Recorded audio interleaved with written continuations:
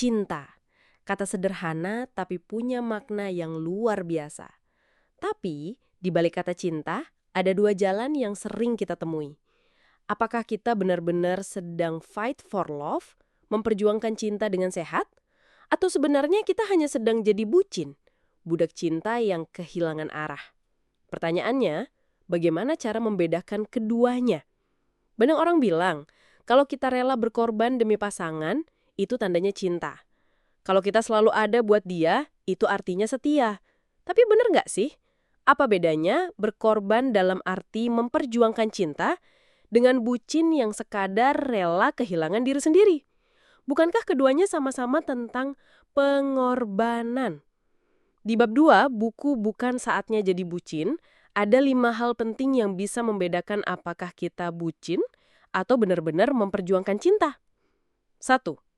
Pihak yang paling dominan dalam hubungan. Dalam hubungan yang sehat, nggak ada istilah satu pihak mendominasi yang lain. Keduanya sama-sama punya hak untuk bicara, memutuskan, dan mengambil arah hubungan. Kalau kamu merasa selalu ditekan, nggak bisa bersuara, atau semua keputusan ada di tangan pasangan, itu tanda bucin.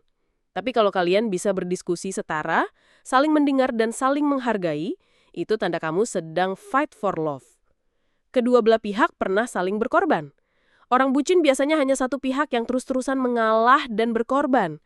Misalnya selalu menghabiskan waktu, tenaga, bahkan uang untuk pasangan, sementara pasangan nggak pernah melakukan hal yang sama. Sebaliknya, dalam cinta yang sehat, pengorbanan itu datang dari dua arah. Ada kalanya kamu yang berkorban, ada kalanya pasanganmu yang berkorban. Dan keduanya dilakukan dengan rela, bukan karena terpaksa. Hubungan berkembang dengan baik. Salah satu indikator cinta yang sehat adalah ketika hubungan membawa dampak positif. Kamu jadi lebih termotivasi, lebih semangat kuliah atau kerja, lebih berkembang sebagai pribadi. Beda dengan bucin, yang seringkali justru bikin gelisah, insecure, dan kehilangan fokus. Kalau hubunganmu bikin kamu tumbuh, itu fight for love. Kalau malah bikin kamu hancur pelan-pelan, bisa jadi itu bucin. Memiliki prioritas yang berbeda. Orang bucin menaruh pasangan di atas segala-galanya, sampai lupa pada dirinya sendiri. Misalnya rela nggak belajar demi menemani pasangan, atau rela ninggalin teman dan keluarga demi doi. Sementara cinta yang sehat justru tahu cara menyeimbangkan prioritas.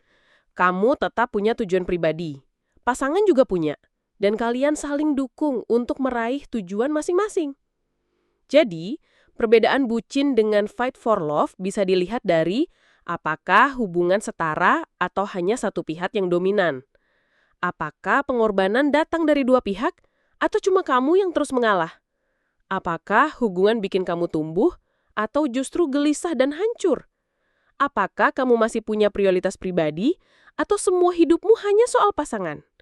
Dan yang paling penting, apakah perjuanganmu punya tujuan jelas atau hanya berakhir sia-sia? Cinta yang sehat adalah cinta yang saling memperjuangkan, bukan hanya satu pihak yang berkorban. Kalau kamu merasa selalu kehilangan dirimu demi hubungan, mungkin itu bukan lagi fight for love, tapi bucin. Mulai sekarang, coba refleksi. Cintamu ini membawamu tumbuh atau justru melemahkanmu? Karena cinta yang benar akan membuatmu tetap jadi dirimu sendiri, sambil bertumbuh bersama orang yang kamu sayangi. Follow kalau kamu mau belajar lebih banyak tentang mencintai tanpa harus jadi bucin.